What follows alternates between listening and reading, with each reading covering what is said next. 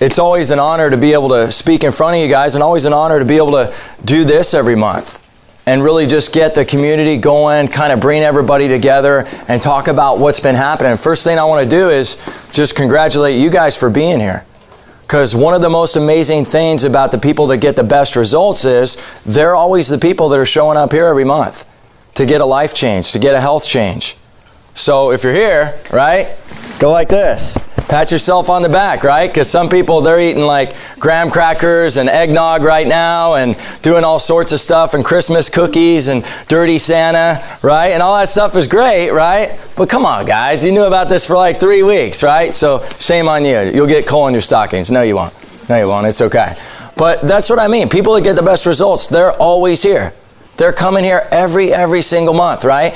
And then the next level of the people that get really good results are those that are saying, you know what? I want to share and I want to help and I want to save lives. That's the next level of that. So if you're sitting here, you brought someone tonight, pat yourself on the back, pat them on the back, pat each other on the back, do a big hug, turn to the person left and right of you, say thank you, I appreciate you, right? Because anytime we have that attitude of gratitude, that goes, what that's going to do is kind of open up the fields for you to be able to learn. But first, I have a couple of things to share with you guys of really what's gone on the last 2 weeks. My wife alluded to it a little bit. There's been some amazing miracles. How many people know that we have people in here with cancer? Anybody know that? Yeah. People that actively have cancer in their body right now. Well, there was a guy named Rudy Sandoval that came here about 2.5 years ago. And Rudy had been told if he didn't get chemo rated and radiated and emancipated with all these different things in his body, right, that he was going to die. That's what they told him. They're like, we're just going to take this stuff that's like battery acid and, just kind of put it in your body. I hope you're okay with it, right? And he was like, that doesn't really make sense. I'm not going to do that. And he probably looked at the research on it, and the research most of the time, the efficacy of this stuff is like less than 50%. Right? So there's a time and place for that. And, if you look at the research and you make an informed decision and that's what you want to do, then praise God for that. But you shouldn't have to make a decision that's forced and out of fear. And so Rudy started saying, you know what, that doesn't really make sense to me. I don't know that I want to do the chemo and radiation, doc.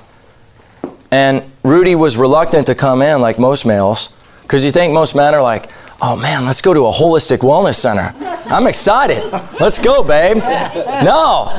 The women are like, it's like, they're like pulling and yanking on him to get him in here, right? And most of them come in with that dirty diaper poo-poo look like little Cordie gets. They come in all angry, right? So I have to like soften them up and just talk to them and be like, hey, I know you see the angry Marine. I was 18 then on the face of the building out here. It's not me anymore. You guys are going to look at my disc and say, well, that's definitely not true. When you're stressed, or talk to my wife, right? But seriously, we have to drag the guys in here a lot of the times. It's usually the women that are coming in, right? Because I always say that women are the wellness or the health of the household and the leaders of the health and the health leadership that happens in the family. And so Lynn Sandoval, Rudy's wife, she was coming in because she had long-standing problems with vertigo because, they thought it'd be a good idea to take a certain part of her body out up here that's a main support beam for her head. And it's like, okay, you got this muscle here. We'll just take it out. And then she had vertigo. Shocker, right? And so she brings Rudy in. Rudy's got the dirty diaper poo-poo look on his face. He'll probably deny that to this day, right? That, oh, what are you talking about, doc? I never was like that. And we did a report and we got him under care 2.5 years ago. And there was a lot of ups and downs, right? A lot of trials and tribulations. A lot of times where, I had to clear him emotionally, right? Because we're always doing chemical, physical, emotional stress in here. And I had to really remove some of the anger and resentment and things that were going on in his life. And as he was going along in care, it's so interesting because his relationship with his Savior got better. And as his relationship got better with God, and some of you, even if you're not Christians, your body's a self-healing, self-regulating organism, right? So I believe it's Jesus. You might call it something else, Buddha, Allah, whatever you call it, God bless you. That's awesome, whatever you call it. But there's an entity inside our body, science calls it innate intelligence, that's designed to heal us. But nobody had ever told Rudy that. And I said, well, Rudy, your brain's designed to send signals down your cord and out to every single cell, tissue, and organ in your body so your body can heal. And he's like, nobody's ever told me that, Doc. And I said, well, I'm telling you. And if that's working, if that power inside your brain can communicate with that cord, and this lifeline can work at 100%, I don't care what you got. I don't care what man calls it. This power is more magnificent than anything. But we got to figure out why it's not working. And I'm the best guy that I know in the area that knows how to correct that. So let's get you lit up. Let's get your nervous system turned on. Let's turn on the lights again in your body. He's like, you're saying you're going to fix my cancer? I said, I don't know how to fix anything. But what I do know how to do is put your body in the right place so your body can fix what you have going on in your body. That's the diagnosis is just a name. I care less what they call it. We started using chemical protocols on him, emotional protocols to release that emotional stress. And Friday he comes in and he sits right there on that couch. And he's like, hey, I got some news for you. He acted like he was going to hand me a hamburger or something. You know, like it was just something basic. Hey, I got some news for you. I want to talk to you in a second. I know you're busy. Don't worry about it. Smiling and stuff. I'm like, what's going on? Am I in trouble? I don't know. Because he was a firefighter for like 25 years, right? And he was in the Coast Guard too. So he and I kind of have those dominant leadership type of like personalities, right? Right? I'm not a quiet dandelion. He's not either, right? So he's kind of sitting there and I'm like, I wonder what he's going to tell me. Who knows? I just didn't know. And what do you know? He shows me a pathological report from his oncologist that says that after 2.5 years, he's cancer-free. That God's healed him. And I was going to show the video tonight, but I ran a little bit late. We ran a little bit late starting tonight, and I apologize for that. But I encourage you, go on Facebook, scroll down, and find Rudy Sandoval's. It had like 800 views in like, I don't know, a couple of hours. And see his video of where he tells his story and we talk about it for, I don't know, I think it's 8 minutes, 10 minutes. But it'll change your life. It'll open your heart. And every time you open your heart, you reduce cortisol in your body. And cortisol is one of the really big chemicals that causes inflammation and leads to stress in our body, right? Because I always say, if you've never been here before, the people that are here and that are current practice members, because I don't like to say patient, because it means to suffer in Greek, and I don't want anybody suffering, right? The chemical, physical, emotional stresses lead to a breakdown or dysfunction in our body that causes an uptake in cortisol. And if you think about health as a bucket, if we get too many of those, that bucket starts to overflow. So let's start opening our hearts. Let's start opening our hearts. So that's why I told you that story. So, disc assessments. Who printed one off and brought one? Yay! Hey, praise God. It wasn't a requirement, but I was encouraging you guys to do that just so you could follow along, so you wouldn't be like just, deer in the headlights or like Scooby-Doo. What are we talking about, right? I don't want you to be that way. I want you to be clued in. Did everybody get a copy of the traits? Okay, cool. The traits should have been on the seat. If they weren't, let me know. And we can make fun of Caden later on. I'm just playing, Caden. I love you. Caden's like my savior, man. Besides Jesus, Caden's like my office savior, man. I couldn't tie my shoes without Caden. She's amazing. So, what do we got going on here? All right, so disc. What does disc mean? What does disc mean? Well, it means decisive. And another word for decisive is going to be dominant. Okay? Another word for decisive is going to be dominant. So when we think about decisive, we're talking about the ways that we, this is all about the ways that we interact with people.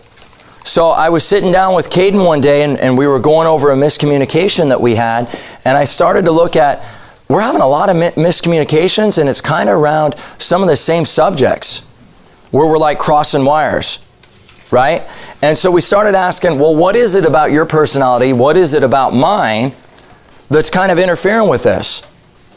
And I'd already done, anybody heard of the 5 Love Languages by Gary Chapman? I'd already done that, and that's a really good kind of general consensus of personalities and ways to interact with people and ways to have more compassion and be kind of emotionally connected. But DISC kind of takes it to another level.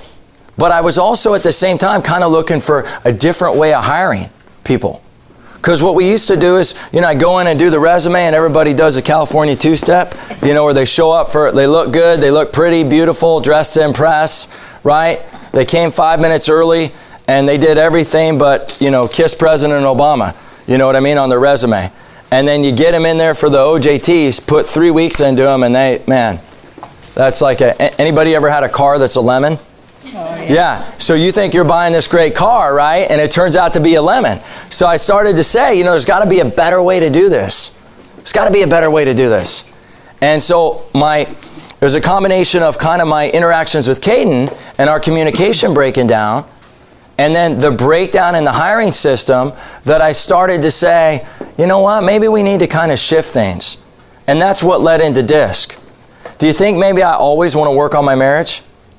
How many people have been married for a long time who say, you know what, after 30 years, we've got it figured out. We can write the book on marriage. Our marriage is perfect. No, I don't think so. It doesn't work that way. Always evolving, right? My aunt Mimi, and if she's watching, she'll laugh and love this. And I'm not going to say the R-rated word that she said, but she said, there's some days I wake up and I turn over and I look at your uncle and I hate his guts. And then 2 seconds later, I love him. I'm like, wow, I don't know how to process that. And I was like 19 or 20, right? And, I'm sure we've all, maybe not hate his guts is a really, really strong term. And she used a more rash term, right? And I don't know that I would go that far, but we can all relate to the highs and the lows and downs of relationships and interactions with people, whether they be work-related, spousal, whatever the case might be, right? So that's why we wanted to do something different. And that's why we started talking about what types of personality assessments we could do to really understand each other better. And that's where DISC came in. So D is going to be decisive or dominant. And so this is going to be the way that we problem solve and the way that we get results. You guys think that I'm like a really, really timid person and I kind of hide behind a plant somewhere and let people walk over me? Am I that guy? Not really, right? So it's going to be funny when I show you my scores and I show you Caden's scores in a minute of where we rated and fell. And then I'm going to give you examples of what that looks like, and you're going to be able to visualize some of this. And then you're going to be able to understand sometimes when you hear certain conversations or see facial expressions, or, I used to have another CA, she could tell whether I was frustrated by the way that my shoes hit the deck. That's intuitive, isn't it? Wow, right? I'm not even realizing it. She's like, yeah, I can tell when you're coming and you're frustrated, right? It's like, interesting, right? So I is going to be interactive. So interactive, another AKA is like influential, right? So your I people are very gregarious. They're the ones that are outgoing. D people, they're going to be kind of the demanding leadership type of people. The people that are going to be in those leadership roles, kind of take control, tell everybody what they're doing, organizing stuff, looking at things from a 50,000 foot level. Those are your D people. Your I people are introspective people, or influential people, or you can even say interactive people, depending on what DISC assessment you look at. They change the adjective a little bit because of copyright infringement and stuff like that, right? But those are the people that are going to be very gregarious, and they're going to be interacting with others and showing a lot of emotion. So do you think those people are going to be in a cubicle or maybe out talking to people? Out talking to people, right? And I'm going to give you a cubicle example in a second, right? Of the person it was so funny because another kind of influential person in my life that got me turned on to DISC, his name is Chris Lippe, and he's a really, really good friend of mine. He's a functional nutritionist on staff, just an amazing dude. And it's so interesting because this guy's a genius related to personality kind of typing people. He's a genius related to a lot of things, but especially that. Right? And he can peg someone. And he told me that someone was going to be kind of like I showed him a profile of somebody that was applying for a job here. And, he's like, that person's going to be in a cubicle. They're not good. You don't want that person for marketing. And she came in and, man, she fit the bill. She fit the bill. Really nice lady, right? But we always want people to shine in their genius, whatever their genius is, right? So if I need you to be a marketer, and that's not your genius, and that's not your God-given talent, you're not going to be satisfied. I'm not going to be satisfied. And then our expectations are going to be off, right? And when your expectations don't meet someone else's expectations, what typically happens? Does that relationship go really well? No, you have conflict, right? You have conflict because the expectations are off, right? So what this is going to do as well is help those expectations get in alignment so everybody kind of knows what the playing field is. So as you do this and you learn more about yourself, the idea tonight is we're going to be able to have our spouses do it, our friends do it, maybe some of our coworkers do it, and then we can sit down and I'm going to share with you some of the insights that Caden and I came to. And some of them were really, really profound. We sat here one night for 2.5 hours and talked about our DISC assessments. We went over every page. It's 54 pages. Yeah. We went over every page and talked about what we saw in ourselves, admitted things, talked about each other, right? Not in a bad way. It was just an improvement. It's like that marriage that's great, but you just want to improve it, right?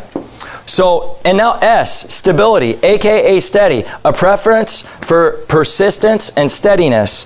Or I have here, how you tend to pace things in your environment. Do you think I'm a steady person? No, definitely not.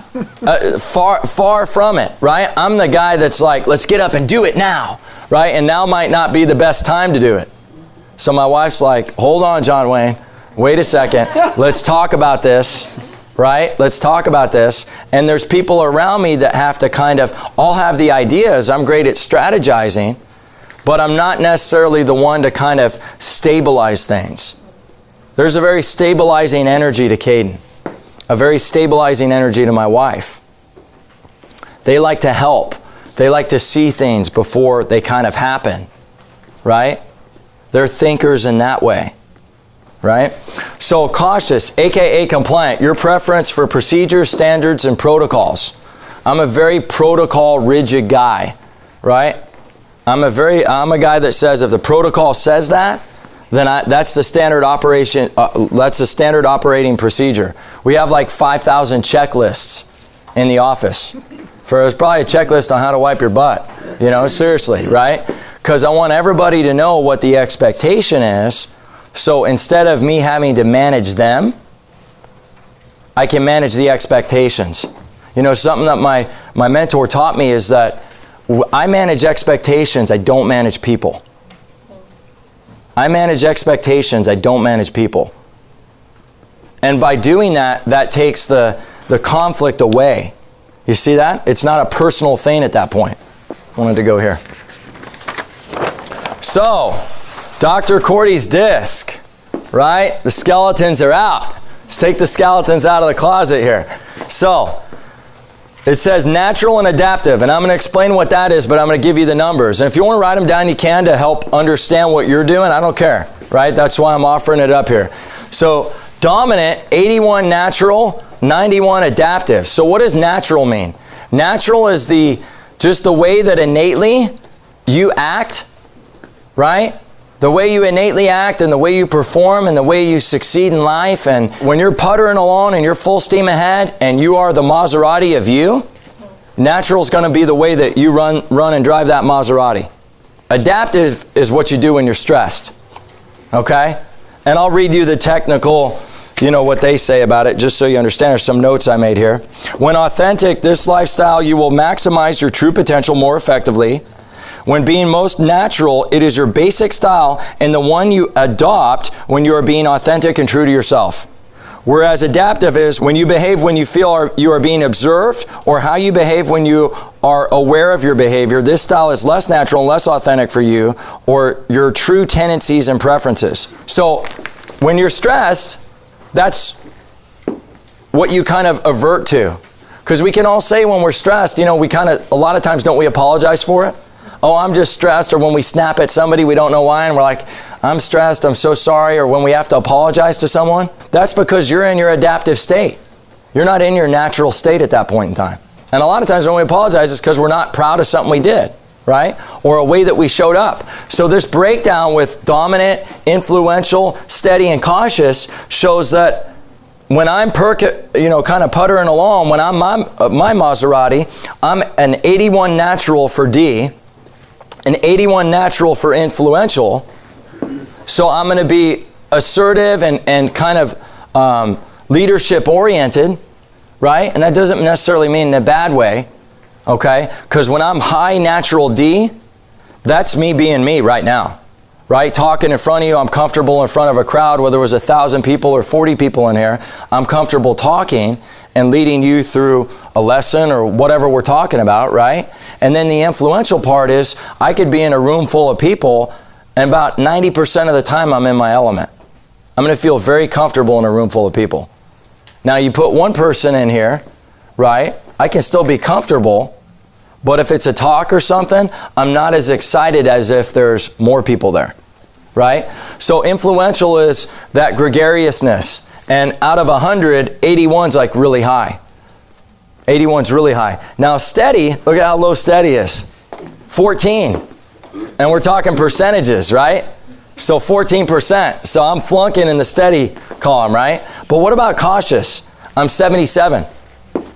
I'm 77. So I'm pretty cautious and compliant, meaning if there's a standard or a protocol or a rule, I'm going to follow it. But now let's look at adaptive for a second. So dominant. So when I get stressed, what do? Do I lie down? Nope, I don't lie down. I max out, man. I'm going to push it to the envelope, right? I'm going to push it to the envelope. And so we're going to get into traits, and you're going to see, actually, let's talk about traits right now, because this will be good to help you understand the differences here.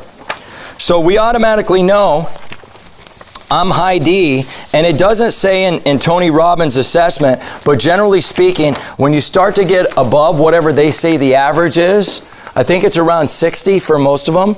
So when you get above 60 or 50, between 50 and 60, that's when you're going to start to be high in that area, right? And it'll tell you on your individual assessment too, okay?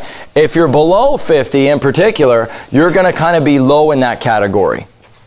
All right, everybody get that? So a high D is going to be demanding, driving, forceful, daring, determined, competitive, responsible. And now when we get into those low traits, we become the polar opposite. So we go from demanding to unobtrusive. We go into that non-aggressive or unassertive person where we start to lay down. So what I was referring to is I'm high D, right? Natural. I'm a natural high D. And then when I get stressed, what do? Do I drop down low? No, I become more demanding, more assertive, all that, right? So not a fun thing, like definitely not a fun thing.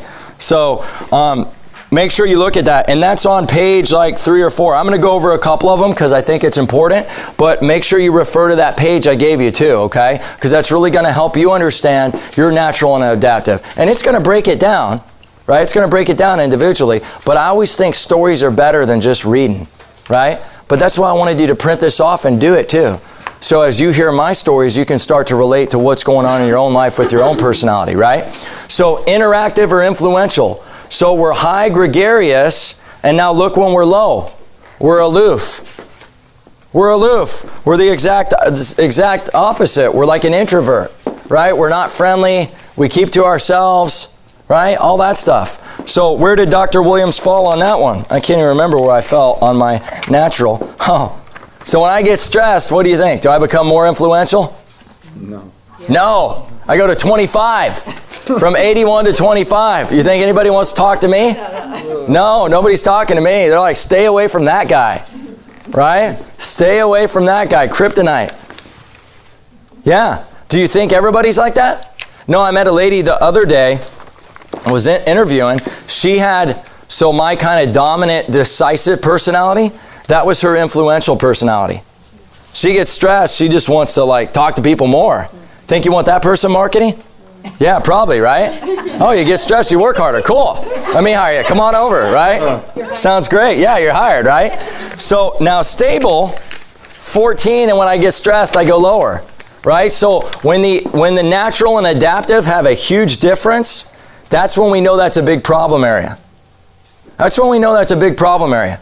So 14 and 10, I mean, I'm just not a steady person. That's not my personality, right? So if I was looking to hire somebody that was steady, or if I'm wanting to understand why my wife isn't steady, which actually Dr. Tanya is very steady, right? Very steady. She was like in the 80s with that, and I remember this. This is probably one of the main things I remember about her disc assessment, right? She's in the 80s, so she's very, very steady. Doesn't drop very far at all when she gets stressed either. Doesn't drop very far at all when she gets stressed. But I'm just consistently low, right? I'm like, for steadiness, I'm kind of a loser in that category, right?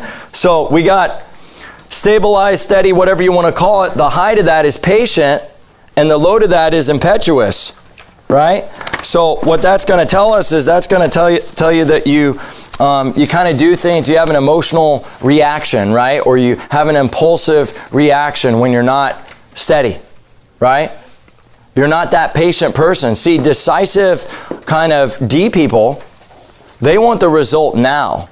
They want to do it right now. We're going to take that hill. You think that's great in the Marine Corps?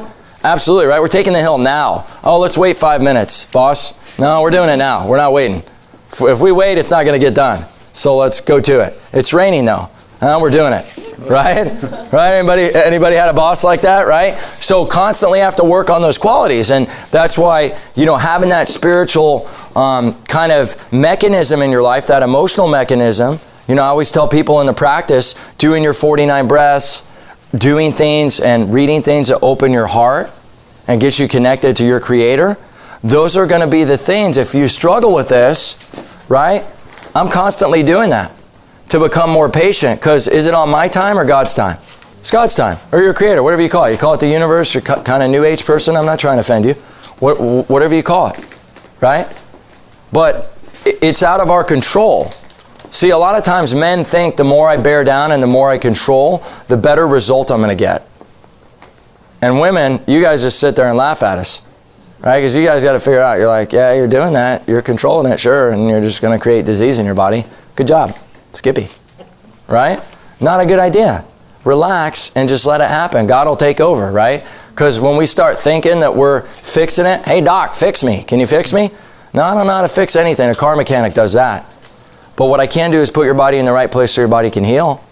And that's not on my timing. When's that going to happen? What day? June 24th. I don't know. What kind of question is that? Right? I'm not Nostradamus. I'm not.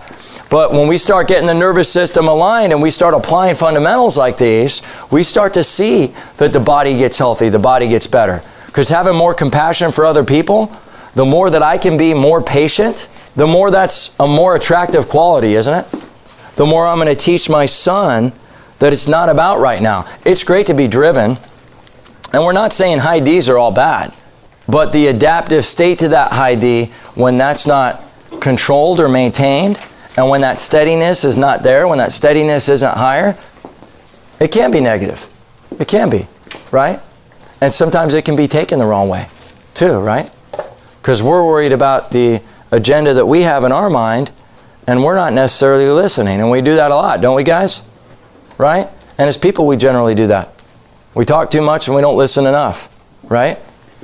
So let's look at C, cautious. So this is a perfectionistic quality, right? And if you look around the office, right, things are kind of neat, right? Oh, yeah. They're a little neat, aren't they?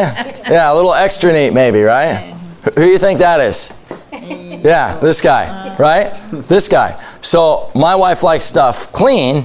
I like them extra clean, right? I like it kind of extra tidy. Oh, the chairs, like Caden will fix. She was fixing the tablecloth earlier.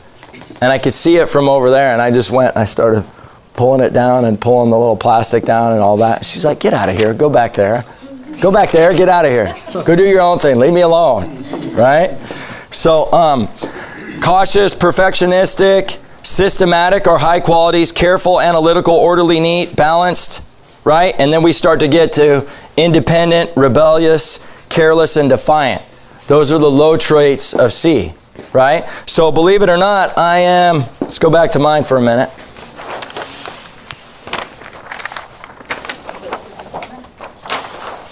I'm a 77 natural, right? And I'm a 53 adaptive. So really, my really terrible report card is when I get stressed, right? Which that can be said for a lot of people, but we're all going to get stressed. But what do we shift to, and what do we revert to, and what do we act like when we do get stressed, right? Are we a jerk? We're all capable of that at times. Or are we compassionate and loving? So what it really showed me is that, and I'll share what Caden and I learned about each other in a little while, but what it really showed me is, man, I really need to, when I get out of state or when I get frustrated about something, that's when I need to do exactly what I tell my patients, and I need to do my breathing. Or I need to pray and connect so that I can kind of tear down those husks and those things that are holding me back, so I'll be more attractive to serve. So I can get this adaptive number up. Because we got a lot of lives to save, don't we? There's a lot of people out there with cancer. There's a lot of people out there hurting right now. So I got to get this adaptive up. 25 ain't cutting it, right? And that's the way we need to really look at it, right? It's just improvement. It doesn't mean you condemn yourself. You just say, Lord, grant me the wisdom to know the things that I can't change, right? We know all that's saying. I can't even finish the rest of it. It's in my restroom, I think, right? And their courage. There you go, right? Absolutely. And you know, to know the difference, right? When to say, you know what, I'm not going to control it, Lord. I'm going to give it to you. Universe, I'm going to give it to you. Buddha, I'm going to give it to you. Whatever it is. And then right here, 77 to 53. 53, that's kind of like I said, that tipping point, right? So when I get stressed, instead of being cautious and compliant with protocols, what am I going to do? Cut corners, right? Cut corners. Oh, the stop sign's there, but it's like, it's midnight. Come on, right? I'm going to keep driving. Oh, the wife went to sleep and there's cupcakes in the fridge. And, you know, she said they're for tomorrow, or she said those raspberries were for little Cordie, but I don't know, right? They look pretty good, right? Those are some of those qualities right there, especially with the C and the compliant. So we already talked about natural versus adaptive. Now, let's look at Miss Caden. Let's look at Miss Caden. So, I'll read my numbers to you and just let you guys get a mental picture here, okay? Let me read my numbers to you. All right? Skeletons out of the closet. 81 and 91 for a D. That's me, right? 42 and 10. So, now, believe it or not, 42 for a female is very high. Okay? So, how does that show up? Well, how that shows up is when I need to be put in my place, Caden puts me in my place, right? And that's one of the reasons why we have such a great relationship, because she can kind of say, you know what was it? Oh, there was one time, I'll tell you guys a great story. This is hilarious. Caden had been here like maybe a month and a half, right? Probably a month and a half. And I was doing a training, and during the training, you know, I was trying to figure out her learning style and stuff like that. And we had a busy day, and you know, my phone was on silent or whatever. But I got all these texts, and I was, you know, moving around everywhere, because that's what my type, that's what we do. We move around, we get different ideas, like squirrel, you know what I mean? And we're that person, right? And we get a different idea, and we move on to something else and all that. And so we're doing this meeting, and I'm doing this training, and I'm leading it, and I'm getting a text from a coach and this, and then I'm saying a little bit, and I'm moving around. And then after the training, I said, yeah, so, you know, when you guys want to, you know, do the next training, you know, I'd love to do one on Thursday. You know, I'd love your feedback on, you know, if you're getting anything out of it, if we need to change it a little bit. And King goes, well, yeah, I have some great feedback. Put down the phone. Let me run the training. Let me do it my way. Let me take everybody through the office. I'll show them what to do. And I mean, this just isn't working. That training sucked. It sucked. I got like nothing out of it. You were like moving around. You were on your phone. You were this way. You were that way. And I can't concentrate that way. If you'll like write this down and you'll just make it, and she told me exactly what she wanted. And we did it that way. And we got her trained up in like 2.5 weeks or something. It's like never had anybody that trained up like that quickly. It was like amazing, right? So that's what these things help us understand. You know, which by the way, that confirmed her employment here when she told me that. I'm like, wow, this lady's supposed to be here, right? It was just kind of one of those eye-opening things. But wouldn't it have been great if I could have known that prior, right?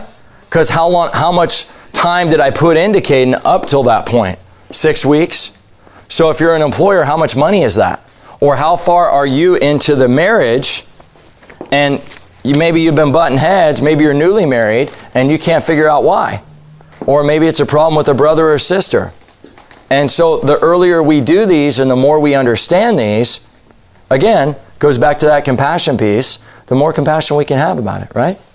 And compassion is a wonderful, wonderful thing. And we all have to work on that. Because we're not really a compassionate world, are we? Not really.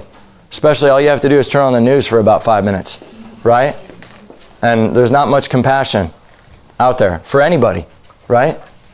So 42, so she's a natural D of 42. And then when she gets stressed, is she going to tell you what she thinks as much? No, she's not, right? So if you want her opinion and she gets stressed, are you going to get it when she's stressed? No. She kind of goes into shutdown mode, right? Now let's look at her influential. She gets stressed though, look at this. Man, she's chatty Cathy, right? She goes from a 67 to a 74. So very steady, right? But that doesn't mean she's going to tell me, she's going to give me lip service, right?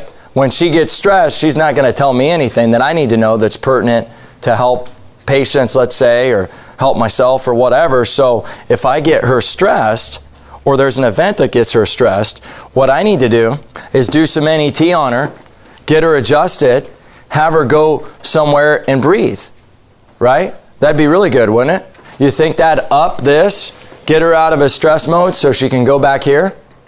For sure, right? So now let's look at S. Is she a little stable? Yeah, you think?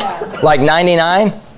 I didn't even have to tell her yesterday to send out text messages to everybody to remind them of the class, right? And it's always the same thing. We get 60 to 100 people, 60 to 100, 120 people that sign up, definitely coming, right? And then half the people on the day, it's like a garage sale, right? Or something like that, or you do a group thing, or the evites you do, and everybody answers back, they're coming, and then like 5 people show up, right? And I don't mean that, but you know when you do stuff at your house, your best friend's always going to tell you he's coming, and then he's the one that texts you like 5 minutes before the party starts that he's not coming, right? That's the way that goes. So at any rate, and I was saying that to make you laugh, by the way. So S, steady and stable, 99 natural, 60 is going to be adaptive, and now cautious, pretty steady, right? And so we like it that it's steady because when she gets stressed, she doesn't really change. But what that means is she can operate really well without standard operating procedures and protocols. And if I'm like squirrel every 5 minutes and downloading her with the Declaration of Independence, right? And she's having to write and then take care of you guys, you kind of would have to be steady and not really a rigid person of protocols. We must do this protocol, right? That's not really going to be effective, right? It's not really going to be effective. So, what did we learn? What did we learn in our beautiful talk together? What did Caden and I learn? And this is my scribble here. When she writes it, it's so much more pretty.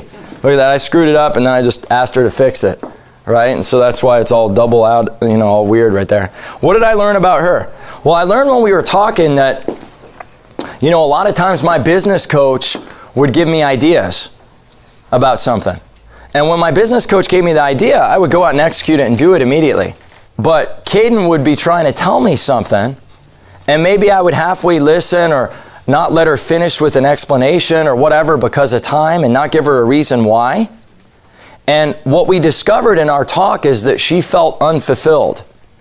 There was a void where she didn't think that she mattered or had a seat at the table. And Caden's going to be a doctor. She's going to be going, leaving here in a year and a half to go work on her doctorate, to become a holistic doctor. That's her plan, right? So I'm mentoring her in addition to our friendship and stuff like that. And she works for me and my wife, right? We're also mentoring her and grooming her to be a doctor someday. And so, I got to thinking, I felt really bad about it because, well, your decisions or your suggestions are valid. And she always has great suggestions. But here I would look at somebody that was a gazillionaire essentially and could retire any moment that they wanted to. And because of their business acumen, I would say, you know what? I'm going to I'm going to definitely do that idea. But sometimes I wouldn't necessarily allow the time to hear the merits of her idea. And a lot of times she'd be saying the exact same thing that the coach was saying. So what I learned from that is, one, that I needed to sit down, and whenever I give her feedback, like if I say no to something, I learned that I need to tell her why I'm saying no. Not many employers are going to do that, right? And somebody's probably laughing on Facebook Live or something. Like, really? You're going to listen? They're definitely not doing that in the Marine Corps, right? Definitely not doing that in the Marine Corps. But you have to start to think outside the box if you want to be successful, not just in your business, but in life too. You have to start to look at what's not working. And how do I uplift my employees, the people that work with me, the people around me, instead of driving them away and pushing them down? Whether you intend to do that or not, if that's the result, right, then you got to start looking at what's going on, right? And what we can change and what we can alter. And so that's what I started to do. So we started to look at, I need to ask more questions. I need to let her talk and listen to her. Sounds really simple, but then I need to give her a seat at the table. So my weekly meetings with my coach now, what I do is I bring Caden in as much as possible so she can listen, talk, and give feedback. Because another thing that came up when we were going through the DISC assessment is we processed in October, I think 35 new patients in a period of like 5 days or 4 days. So I told you we're a high volume office. Yeah, I mean, we did like 35 new people. I think we had 20 new patients in one day. Okay? So, and I'm not saying that to, it's not my ego or anything like that. It's just a fact. That's what happened, right? I was doing a flow chart in the back about how it was going to work because I had 2 or 3 trainees at the time training in here, doing on-the-job training. This is before I discovered DISC. Right? So now I'm cutting the on-the-job training out and getting the right people in so I don't have as many people going through that don't fit the job in the first place. And I'm like trying them out, right? And it confuses people. It's just confusing, right? Like, who's that person? I started to like them and then they left, right? Versus go ahead and look at them now, see if that's their genius to be in this office. And then if it's not their genius, God's going to find another place for them that suits better to their genius. And then my expectations are going to be met. Their expectations are going to be met. Everybody's going to be happy, right? So at any rate, I wrote out this flow chart, this pretty elaborate flow chart, talked to her about it, all that stuff, and you should have saw her eyes light up because I told her that she was going to be managing the situation. And it was like, who do you think you want if there's a minute left, well, I'll say 50 seconds left, and it's 3rd down and 25, and it's in the Super Bowl and you're down by a touchdown, do you want the guy that lost the Super Bowl, or do you want like Tom Brady or Joe Montana? Probably Tom Brady or Joe Montana, right? And how do you think in those situations, do you think they're the ones that want to be passed over in the situations where the game's on the line? No, definitely not, right? So, see, for a while, she was feeling like, because I wasn't having this dialogue with her, that she was getting passed over, that I was choosing the water boy to be the quarterback instead of her. So, her eyes lit up when I showed her this flow chart, and for the next 2 days when we processed all these patients, it was like a fine-tuned machine. I mean, it was like, the people that were interacting with her, it was as if I'd been training them for years, and they were in like 2 weeks of training maybe, and Caden was orchestrating all of it. My wife and I were blown away. It was like an orchestra, right? Because what it showed is the more responsibility that she got, the more steady that she was able to become, and the more valued she felt, right? But if I didn't give her a seat at the table, what am I doing? Yeah, shooting myself in the foot, and I'm also not allowing her to feel uplifted. So she's going to walk around like Eeyore, feeling like she's not good enough and that she doesn't matter. And then what's going to happen from a results standpoint to people in the practice getting their needs met? It's not going to happen, right? So that's how important this stuff is. So you can see how it translates to a personal relationship. You can see how it translates into, an intimate relationship, whatever relationship you have. That's going to translate. Yeah, and then an explanation of why I'm saying no, because I would just say no to something, and she would just kind of be left holding the bag. She'd be like, well, why? You know? And not like she was going to argue with me, but just the acknowledgement, see, the explanation of no and why gave her acknowledgement that I actually heard the idea. Does that make sense? And that's all she wanted. So we're going to talk about Gary Chapman's stuff really briefly in a second and how it might interrelate to this. So now, these were the needs that I discovered that Caden needed. Here's what I needed from Caden. Okay? Context when she's assertive, and solutions when there are mistakes. Right? So sometimes what would happen is I would say something to her, she would say something to me, and we would both draw assumptions. See, but I'm somebody that I like the details quick and I like them to be accurate. Okay, so the dog ran down the hill and he's got the bone and he passed by, he made sure to get the dirt off his feet before he came in the house, and he's clean and he's in the doghouse now and he's sleeping. Okay, great. But what I would get was, the dog's got the bone, he's at home. Well, I don't know anything in between to like connect that to, like, well, what's going on? I mean, did he wipe his feet? How did he get there, right? Like, I'm wanting the details. I'm wanting it short and sweet, but I want it to be accurate, right? And that's one of the things that we discovered about some of our communications, where she's going to look at something very general. I'm going to look at something more specific. And I'm going to ask the whys behind something, right? Because if I'm dealing with a patient, you know, it's important to know what your psyche is when you come in here or when you leave here. If you're having a bad day, I need to know that, because that's going to determine what I do with your care. Does that make sense? And that's actually going to determine how great your results are too. So if you come in, I'm going to ask you, are you okay today? And if I don't think you are, and I think you're kind of trying to throw me a curveball, right? Then I'm going to schedule an NET. Sometimes I'll schedule an NET without you even knowing it. And that's a technique we do on emotions and things like that, guys, for all the new people in the house. We got to clear those emotions, though. Because if those emotions are ramped up and you're in a really high stress state, do you think you're going to be able to heal? No. There's no way. There's no way you're going to be able to heal. And then context when she's assertive. So sometimes when she would get assertive with me, it would be in front of other people. Patients, whatever, right? Not intentionally, right? And it's a thing that we have kind of like going on between us, and I think it's funny, but sometimes it could send the wrong message to someone. But also I needed context about, sometimes I would assume she was being assertive and she was just being matter of fact. See how we can get it? So if we understand it, we can talk about it, you know, and we understand more than the conversation. We did this, I don't know, a month ago, a couple of weeks ago. I said, you know, it kind of felt like you were being a little assertive. No, doc, I was just emptying the trash at the same time. He asked me like 5 questions and then he told me to do something else. And so I was like in the middle of the action and he asked me to, oh, okay, cool. Right, that makes sense. Basically, she was doing 5,000 things, got overwhelmed and was trying to do it at the same time and talk to me. So it's like, hey, goofball, don't ask me questions when I'm trying to take out the trash and do 5,000 things. And then add something else onto my list.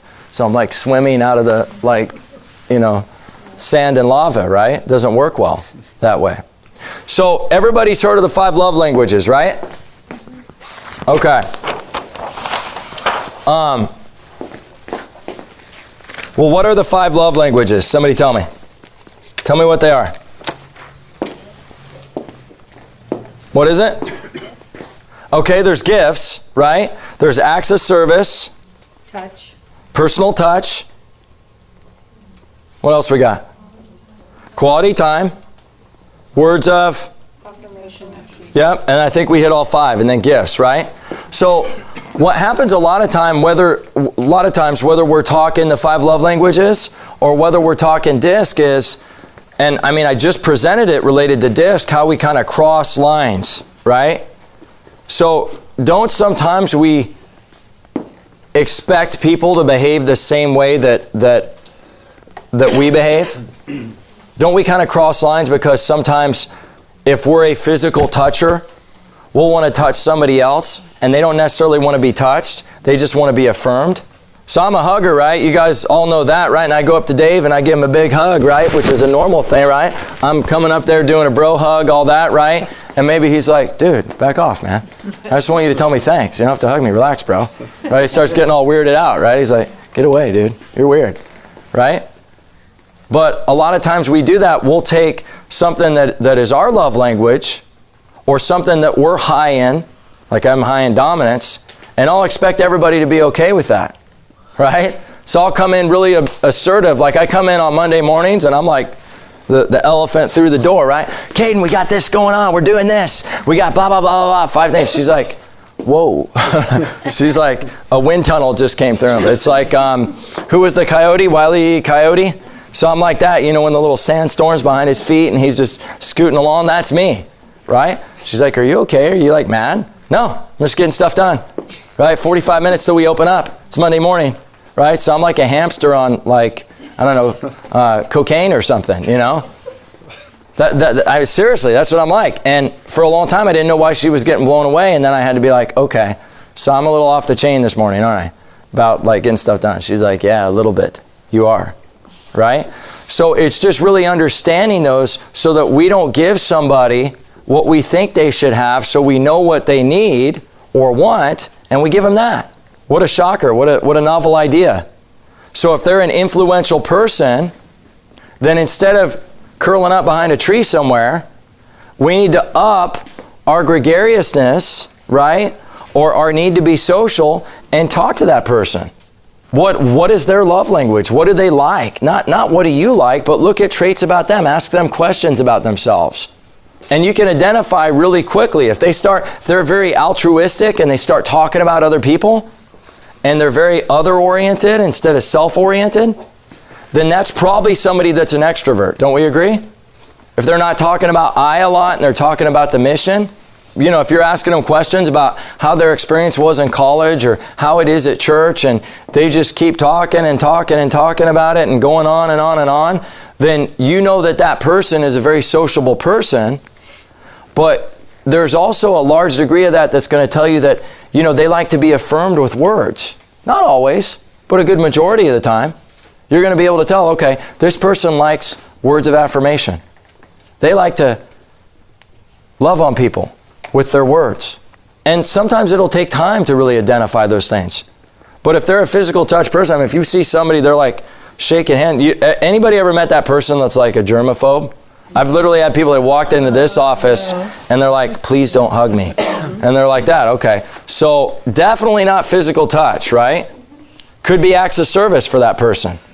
Could be acts of service. And they're going to be low on the what? What personality type related to DISC are they going to be low in? If they don't want to hug anybody and they're not really talkative, what's that? The interactive. Yeah, the interactive. So that influential is going to be really, really low. Right? So if they're really low, then they could be or not be, but I mean, we've seen a lot of correlation with this. If they're low in I, sometimes they're really high and steady. They're really stable.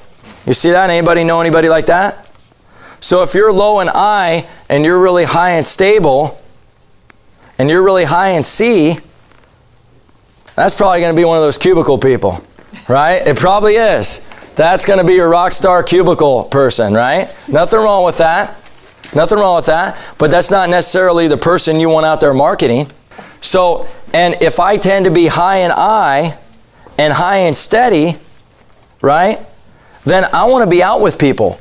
So if I'm married to that person, or I'll do you one better, let's say I'm dating that person. And I'm a low I, she's a high I, right? And I'm a low S and she's a high S, then I might want to kind of sit at home, but she wants to go out and be around people. She's like, you're a stick in the mud, man. This is going to last about 2 days, right? And I'm going to dump you, right? And so we can be able to kind of tell those things, can't we? Acts of service. Sometimes people like us, you know, if you like acts of service and that's your love language, which by the way, Gary Chapman has a great assessment. And it's not long either. I mean, a lot of these things are so good for you to do, to learn more about yourself and other people, and they're free.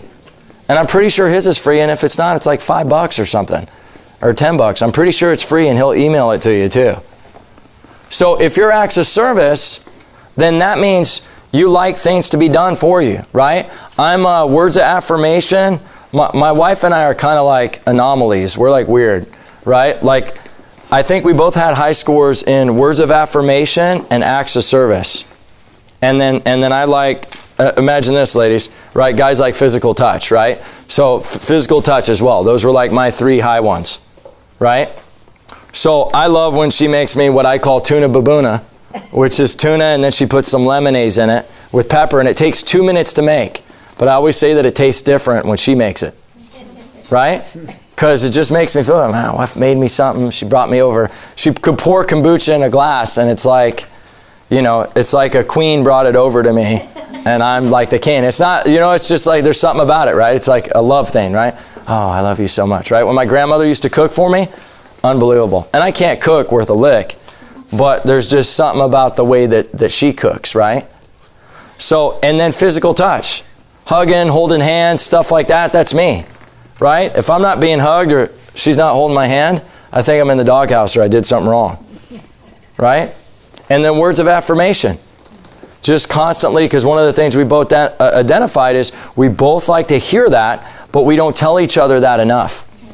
We don't say it enough. Thank you for all you do. Thank you for all you do. I love you. You're special. You do so much for my son. You do so much for this practice. You do so much for me. And just opening our heart that way and sharing that and expressing that, what does it do on that day that someone we care about and love is having a hard day and a difficult day? And these are the holidays, guys. This is one of the most difficult time of the year for a lot of people. Was for me for a long time. Long time. I thought about everything I didn't have, what wasn't working. Right? Think about all the people that lost their house in the last 7 days, 10 days, 9 days. We need to think about those people. I meant to pray at the beginning and I got on a tangent and forgot, right? But you need to pray for those people. You really do. And if you have stuff to donate, go out there and donate it. Because the best thing you can do when you share, right, you open your heart space. You open your heart space. It's not just about us, right? It's not just about us. It's about other people. It's about this community, right? And there's a lot of hurt people out there right now, and you can help them. It might be a blanket, it might be a bottle of water. Who knows what it is? Go on there, $5, $1, whatever you give. That's going to open your heart space. Anybody seen the movie Stronger? So one of the things that I love about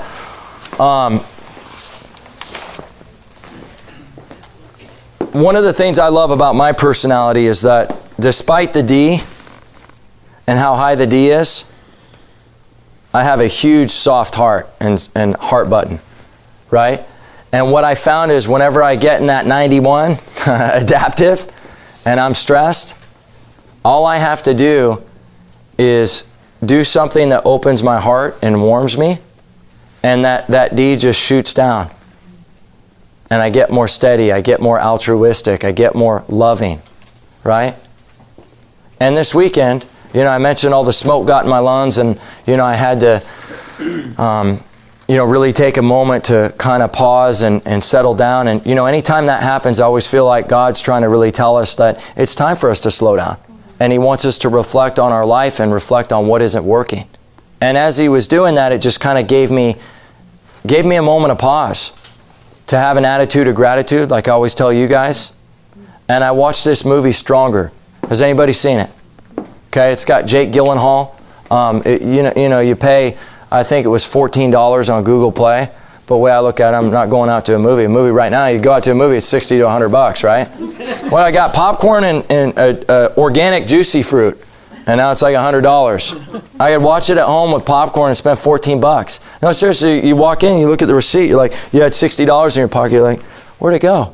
All I did was went in the movie and bought a thing of popcorn, right? And I'm not saying to eat popcorn all the time, but hey, I cheat too. When I go to movies, I'm a little kid and I eat popcorn, But, so I saved my pocketbook and I stayed home and I went on Google Play and I spent $14 and got Stronger. And man, tears, full, sobbing, man, back and forth. And it wasn't just because I had a fever either. Man, just opened my heart space. Huge, huge struggle. Boston Marathon, I'm not going to tell you much about it, but he lost both legs. Yeah. Lost both legs. And man, you talk about like, wow, powerful movie. Jake Gyllenhaal, I hope he wins an Oscar for that. I really do. Unbelievable performance. I always thought that guy was an amazing actor, and he just dropped the mic. I mean, it was unbelievable. I encourage you to go see that though. And do anything, when you get out of touch with yourself, when you get out of state, the most important thing that you need to do is figure out how to get back in state. And what I mean is you're naturally who God made you to be. All those natural scores that you get on that DISC assessment, this isn't for you to like hyperanalyze this and walk around like a stick robot. I'm being demanding. I'm not saying to do that. I'm not saying to do that, okay? Be relaxed about it. It's just to create awareness, okay? It's to create awareness. That's all it's designed to do, okay? Don't get all like, okay? Don't be crazy like that. Relax. Take a deep breath. So you just got to do your 49 breaths more. Doc, I did 49 breaths 65 times today.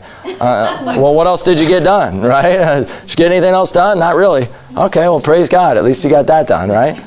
But seriously, we don't want to have to do that. So God has you protected. Put on the full armor of God. You're protected in His image, right? Know that. Own that. That's all you need. And just these are things to carry with you to improve your life, okay? I'm going to close out and ask some questions in a second, but to all my visitors that are here for the first time, thanks for coming tonight, okay? And for all you people that brought those beautiful visitors, I appreciate you and I love you, and the mission appreciates and loves you, okay? Because the more we get the word out about holistic health, the more we can just implant seeds of information on people, guys. Because every time I do one of these things, there's always somebody that hears about the gift of life and they start asking questions like, I never knew that my brain could communicate with my spinal cord.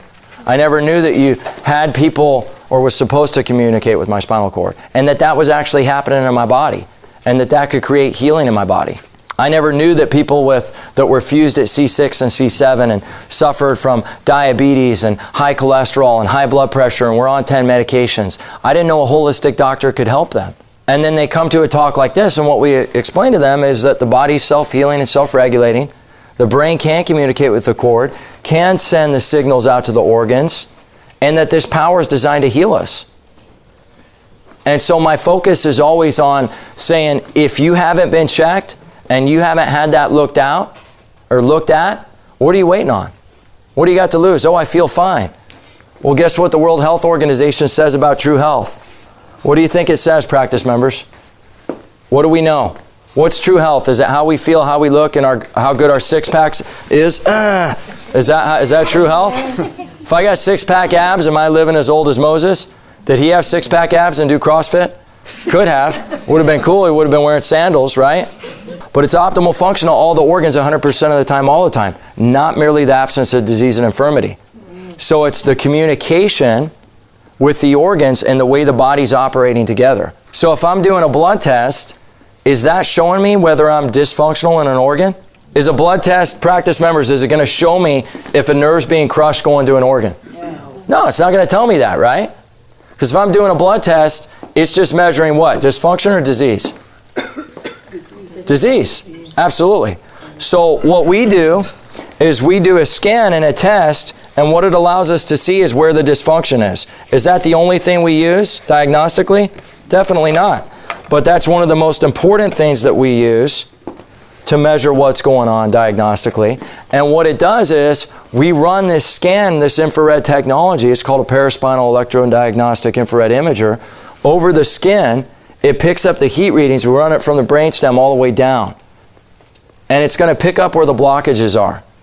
Wherever there's a red, green, black, or blue blockage, we know the nerve going to that organ is being crushed and it can't communicate. So then that body part is in a state of dysfunction. So what do you think is going to happen over a period of time? If that body part stays in dysfunction, the lights are going out. So what's going to happen to the other lights in the church? Are they going to stay on or go out? They're going to go out. Yeah, you see that? And that dysfunction eventually leads to what? Ease? Disease. Yeah. And so that's why we got to get you reconnected. Most importantly, we got to get you checked. Okay? So normally the exams in my office, they're about $700. Okay? If you came in off the street, that's how much it would be. what we offer people when you come into a workshop or anything that we're doing is we bless you with that, the opportunity to get checked. It's really simple. You get a gift card, $700 because you came with a friend or family member, or even just being at this event because you heard about it. You pay a $40 administrative fee. We get you scanned. You come back for your results. That's included as well. And you figure out what you want to do. If you want to do anything, maybe you're totally clear. But I wouldn't want to guess. I'd want to know, wouldn't I? That's like saying, you know what, the diagnostics on the car, don't worry about it. It's only a $50,000 car. I'm just going to buy it, and you told me it was great, so it's cool. Yeah, that's cool. I'll just take it, and then it turns out to be one of those lemons, right? Never want that to happen. I'm sorry we went over a little bit tonight, guys. If you want to get checked for subluxation, get your system checked, you're going to meet Caden, the lovely, beautiful lady, and the blonde hair that's going to be up at front desk 1 or front desk 2. She'll get you set up for an appointment, give you some quick paperwork that you'll take home with you, and we'll send you home. Start watching us on Facebook at Health From Within CA. Start following us. The health hack is going to be changing in the new year. It's probably going to be Monday nights at 7:30, okay? Because I want more people to be able to tune in. We'll always do those live. It will generally be only 10 minutes. Hopefully I won't blab too long on those. Generally I don't. We're on our 21st health hack next week, okay? It'll be Monday at 3 p.m. until the new year, and then it'll switch over. God bless you guys. I appreciate you so much, and I hope you got something out of tonight. God bless you. Have a great drive home, okay? Thank you. Thank you.